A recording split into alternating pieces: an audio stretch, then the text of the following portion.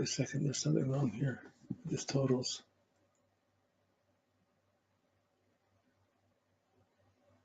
Why is that?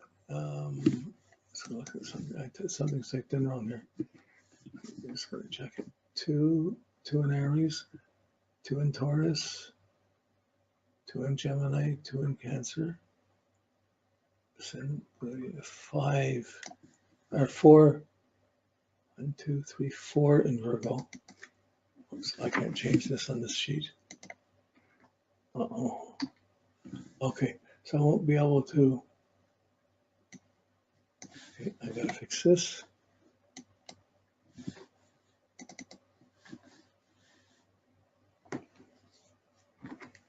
Hey, mistakes may make you just want to be alert to catching it. So on this sheet that we have the 3, there's 4 in Virgo and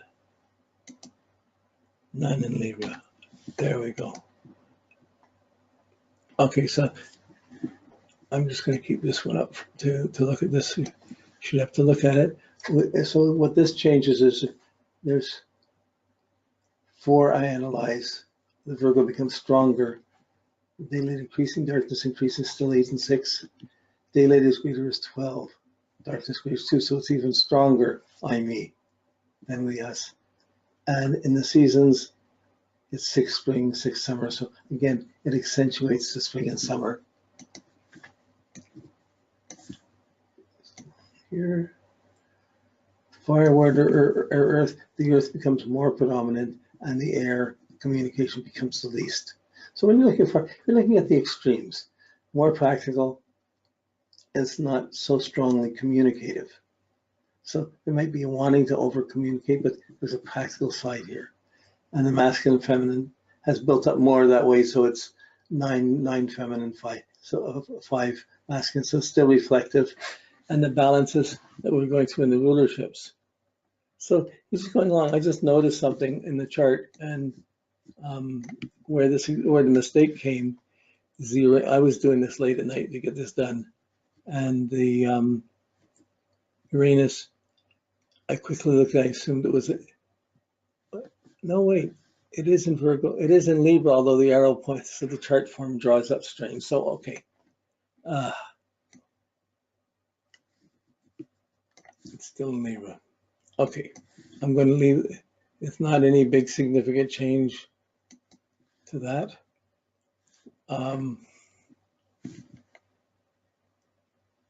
Yeah. Okay. So you see that the Uranus line looks like it's pointing just to the edge of. It's right on the line between Virgo and Libra, but it's 0, 0. So I look at Libra. So I looked at this. I thought, oh, geez, they're all in Virgo. No, they weren't. I was correct in the first place. Okay.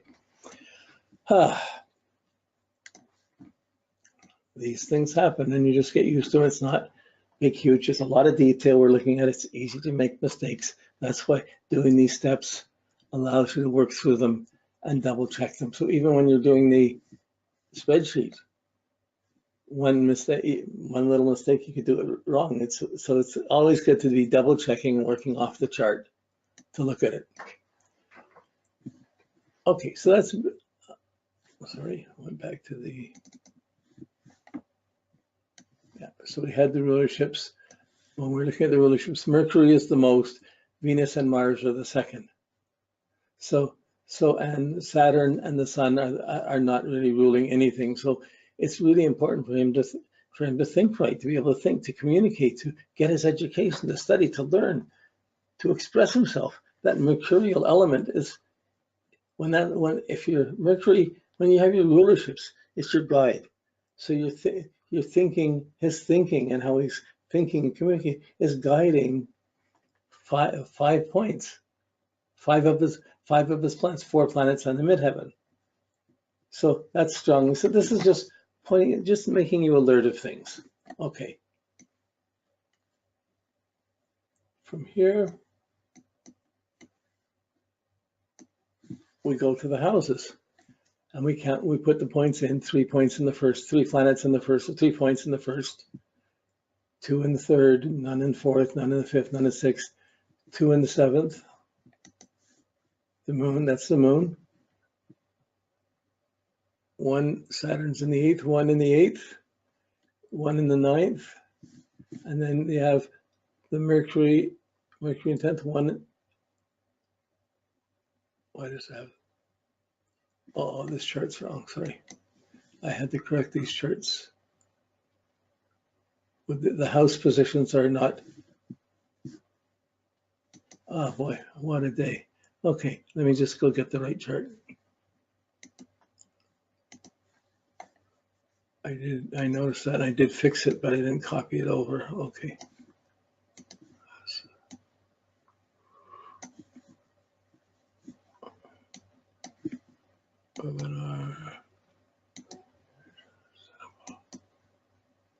Sample 2.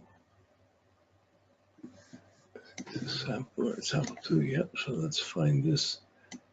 The corrected natal chart. Okay, there we go. Okay, so now, so you see something, as soon as you get a conflict, stop a minute and just say, why is that there? Something, I was looking and the houses, I had put these lines on top of the original chart, but I had to move these other lines for the cuts so we can read it easier. And I'd forgotten to do that, so there was a conflict there. So, okay. Here you have the 3 points in the first in the 10th house, the Mercury and the Sun. 2 points for the Sun. There's 3 points. First house. Sorry, 3 points in the first house, none in the second, none 2 in the third, none in the fourth, fifth, or sixth. Then 2 in the 7th, 1 in the 8th, 1 in the 9th, and 3 in the 10th, none in the 11th, none in the 12th. So this puts the accentuation of the extreme ones on identity and honor or status or career. I have to accomplish something. I have to hold this together. I have to be responsible. So here, when you take these totals and put it back down, rising and setting, in the sign chart, when we looked at the signs, and when you're going through this, you're trying to think if it's the same as the sign, as the house, as a sign. Sometimes they're similar and retain the same pattern. Sometimes they're contradictory.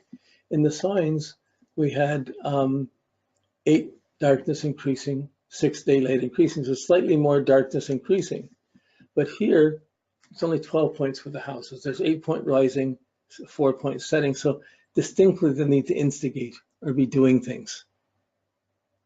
Okay, so rising, that instigating thing, making things happen. That's the stronger side than the reactive. So it's weaker on reacting, better on doing. 7 above the horizon, 5 below. So I'm going to make things happen, but it's more above the horizon for others, for you, for the partner, for others, more for the others than for myself. Not a big difference, but a little bit more. So I'm running around to do things to take care of the other person, to take care of the partner, take care of the job. The priority of taking care of oneself and one's own subjective being is a little less accentuated. Okay. Well, it's a good exercise, even running, had a couple of mistakes or a couple of things weren't organized properly. It happens, but you catch it, you fix it, and it's the best thing you can do. It's better than continuing on with something that's not right. So when you get the angular succeeding cadent, here, angular is the strongest, then the cadent, then the fixed. So it's not far. The other one was angular and cadent. It was cadent and angular, right? Cadent and with a mutable and cardinal were both strong here. The angular is much stronger. So when it comes to his attitudes, he's more adaptable and then pushy, not stubborn. When it comes to circumstances, he's pushy. I got to do this, I got to do this. He's angular and adapts if he has to, but has trouble. I don't know if I want to stay at this. I want to get it. I want to change this. I want to change things. I want to make something happen. Don't hold me back. That would be the 8, angular. And the lack of staying power, consistency would tend to show up. Okay. Intuition, feeling, sensation, thinking. 5 intuition, 3 thinking. This is the 8 rising. 4 sensation, 0 feeling. He's a Cancer. It's not like he doesn't feel, but the feeling implies taking things in. So it's one more level of it. But here, the intuition, subjective intuition of projecting where it's coming from is a strong point.